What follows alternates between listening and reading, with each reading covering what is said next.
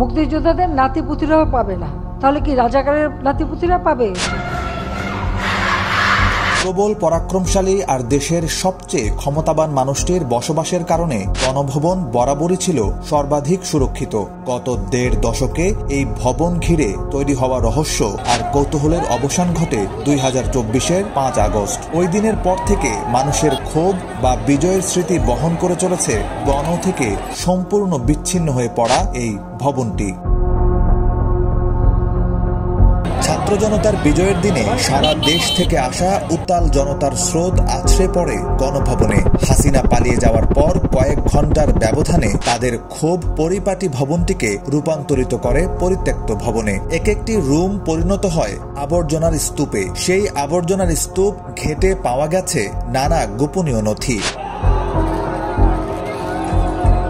দেশের একটি শীর্ষ গণমাধ্যমের প্রতিবেদনে উঠে এসেছে পরিত্যক্ত গণভবনের অন্দরমহলের কথা। সেখানে পাওয়া নথিপত্র থেকে জানা যায়, শেষ দিনগুলোতে শেখ হাসিনা আন্দোলন নস্যাৎ করার নানা পরিকল্পনা করছিলেন। তার শয়নকক্ষে পাওয়া যায় ছাত্র জনতার অভ্যুত্থান মোকাবিলায় ১১ দফা কর্মপরিকল্পনা। সেখানে সমন্বয়কদের দ্রুত বিচারের কড়া নির্দেশনা ছিল। ময়লা আবর্জনার মধ্যে পাওয়া নথিতে সরকারের বিরুদ্ধে বিভিন্ন পেজ ও প্রোফাইল থেকে ছড়ানো আপত্তিকর কন্টেন্ট সরিয়ে ফেলা ও ব্লক করারও সুপারিশ করা হয়েছে। অন্য একটি নথিতে থাকা দুজনের নামে চোখ আটকে যেতে পারে। তারা হলেন সাবেক পুলিশ প্রধান বেনজির আহমেদ এবং তারকা ক্রিকেটার সাকিব আল হাসান। এই দুজনের বিরুদ্ধে গোপনীয়তার সঙ্গে অভ্যন্তরীণ তদন্তের সুপারিশ করা হয়েছে। আরও একটি নথিতে উল্লেখ করা হয়, ইসলামী ব্যাংক হাসপাতালের উত্তরা শাখায় আহতদের বিনামূল্যে চিকিৎসা সেবা দেওয়া হচ্ছে। তাদের বিরুদ্ধে ব্যবস্থা নিতে হবে। মেঝেতে পড়ে থাকা আবর্জনার স্তূপের মধ্যে কোভিড অ্যান্টিবডি পরীক্ষার ২টি রিপোর্ট পাওয়া যায়। রোগীর নাম শেখ হাসিনা, মাননীয় প্রধানমন্ত্রী, গণপ্রজাতন্ত্রী বাংলাদেশ। ২০২৩ সালের ১ ফেব্রুয়ারি ও ১৮ আগস্টের অ্যান্টিবডি ফলাফলের রিপোর্ট থেকে জানা গেছে, সম্ভবত ২ বার কোভিড পজিটিভ হয়েছিলেন ক্ষমতাচ্যুত প্রধানমন্ত্রী শেখ হাসিনা।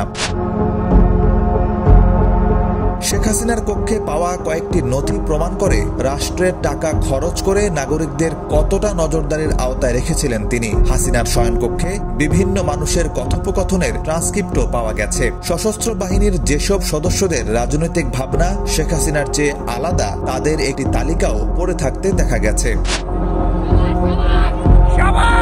৩২তম বিসিএস পরীক্ষার লিখিত পরীক্ষায় উত্তীর্ণ প্রার্থীদের পূর্ণাঙ্গ তালিকা পড়ে থাকতে দেখা গেছে গণভবনে। সঙ্গে ছড়িয়ে ছিটিয়ে আছে অনেক প্রার্থীর প্রবেশপত্র।